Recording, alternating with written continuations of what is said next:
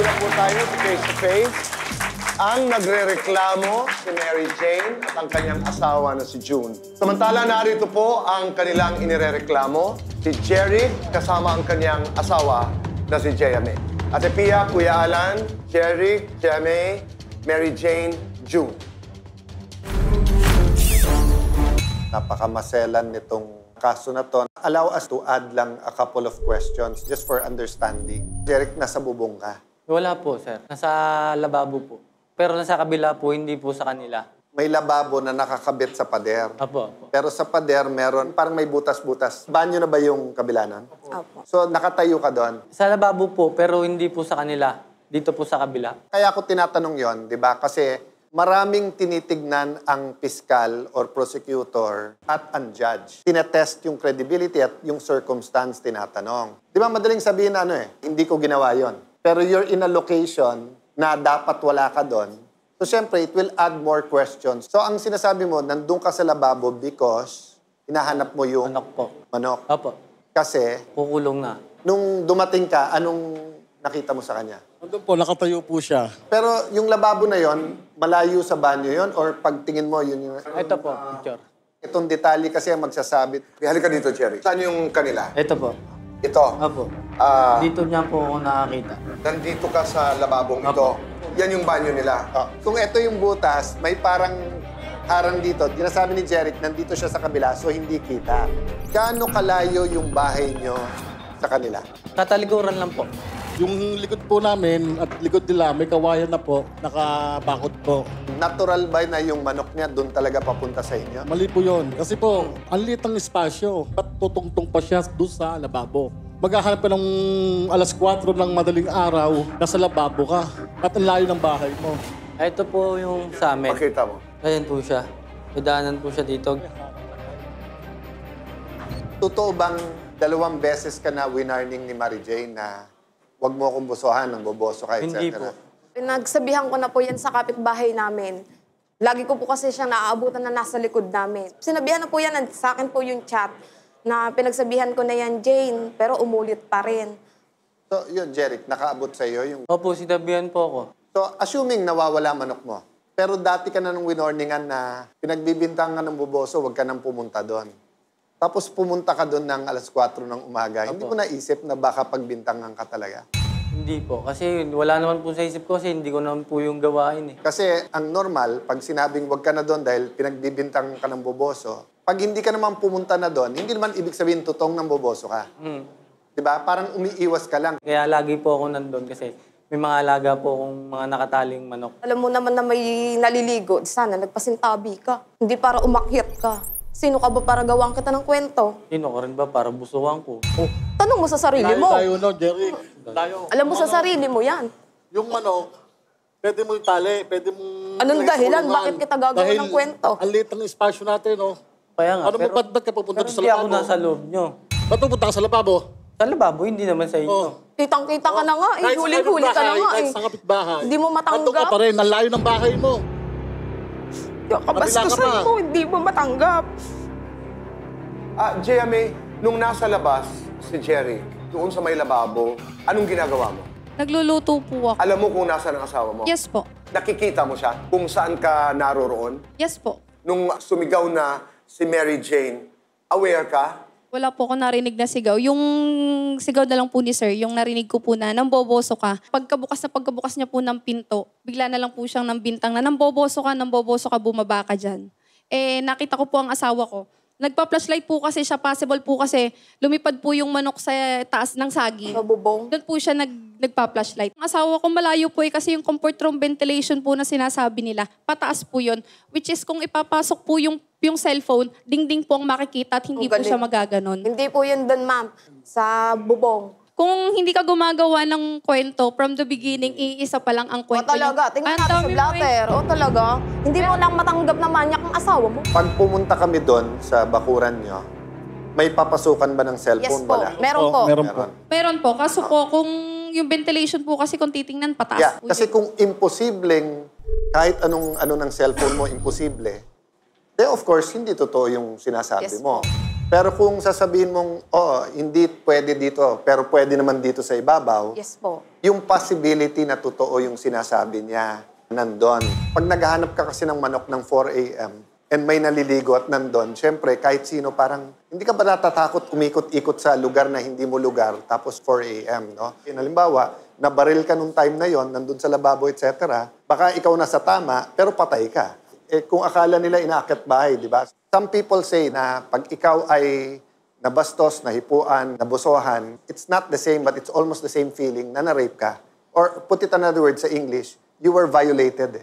So nato-trauma ka doon. Assuming it's true, Mary Jane, really, we're sorry it happened and we hope that you can recover from that. You know in your heart na it happened. I don't know kung na-inform kayo ng barangay, you don't even need to pass the barangay. And hindi mo kailangan ng certificate to file. Ang sa barangay, pag below 1 year. Pag below 1 year, kailangan mag-arbitrate kayo and then pag hindi nagkasundo, magbibigay ng certificate yan, saka lang tatanggapin ng piskalya.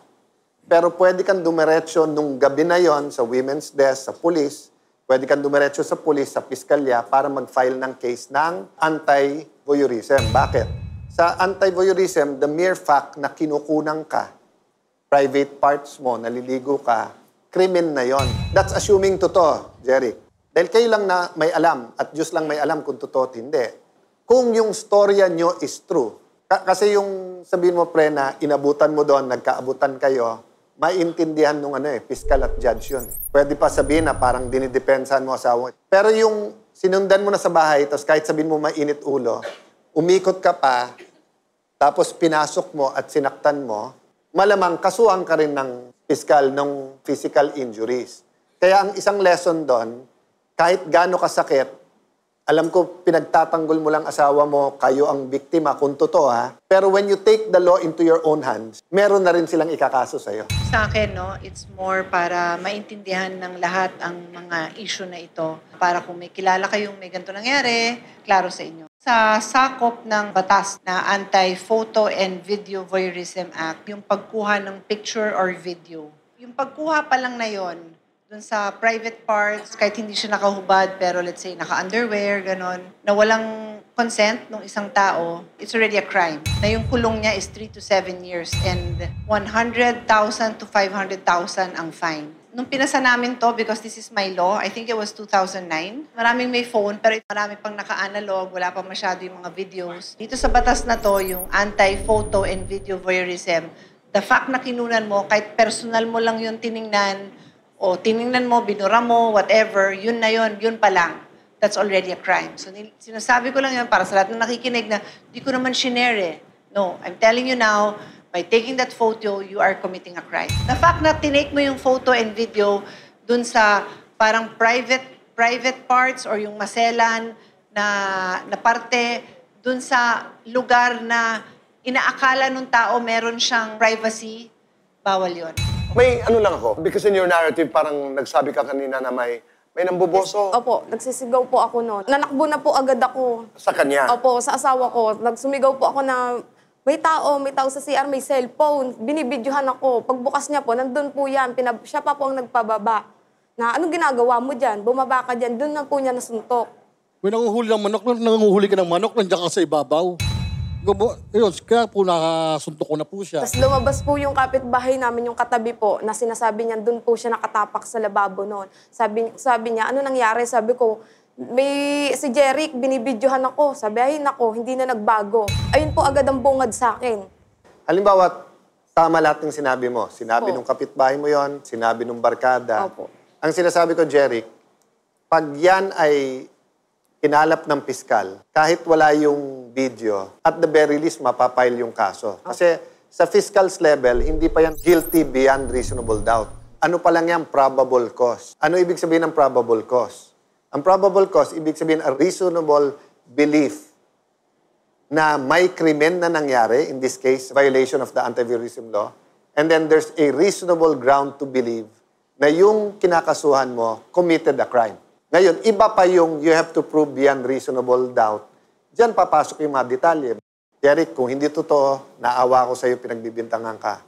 Pero naiintindihan mo, Jeric, di ba, na parang sa lahat ng lugar na pwede ka nandun, kung 2 beses na siya umangal na binubusuhan, tapos doon ka pa rin nahuli, naiintindihan mong talagang pagbibintangan ka. Opo. Pero Kuya Alan, pumunta kayo dito na merong nais mangyari. Anong gusto niyong mangyari? Pagbayaran niya po yung kabastusan na ginawa niya at ayoko pong maulit din sa iba. Paanong kabayaran? Sa akin po, ayun din naman po yung sinabi ko sa barangay. Maghapon lang po siyang makulong, masayang-masaya na po ako. Ayoko po magpabayad o magpa-areglo. Kaya aminin niya na po yung ginawa niya. Kasi hindi naman po para magawa ng kwenta sa kanya. Ikaw naman, Jeric, ano yung nasa isip mo nung kayo pumunta dito sa ating programa? Magkaayos.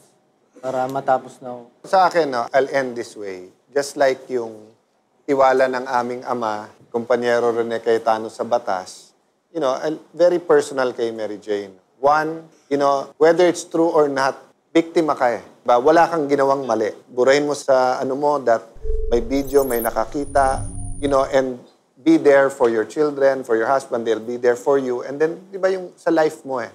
Kasi kung hindi, every single day, biktima ka na naman.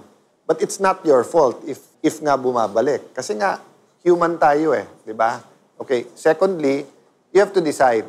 So kung tingin mo talaga totoo, as I said, like my dad, may tiwala sa batas, punta ka na sa fiscal's office at magtiwala sa sistema na may mangyayari. And then, third, ano nga yung matutulong namin, whether sa trabaho, training, just to recover and then move on. So, yun din lang, Jeric, ang masasabi ko sa iyo, di ba? Na ikaw lang may alam eh.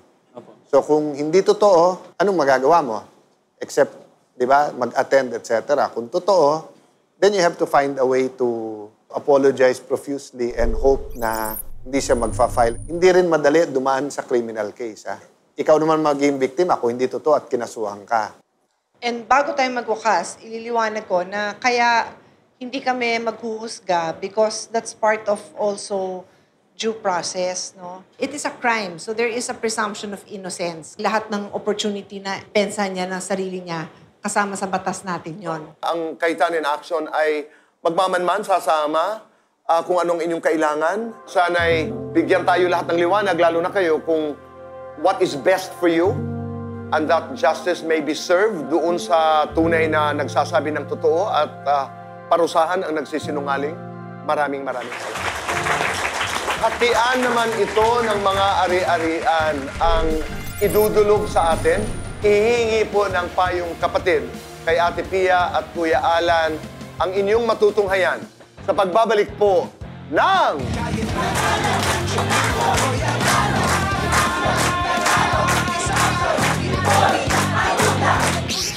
Matapos ang harapan, personal pang nilapitan ni Kuya Alan sina MJ at June para mapayuhan sa kanilang mga susunod na hakbang.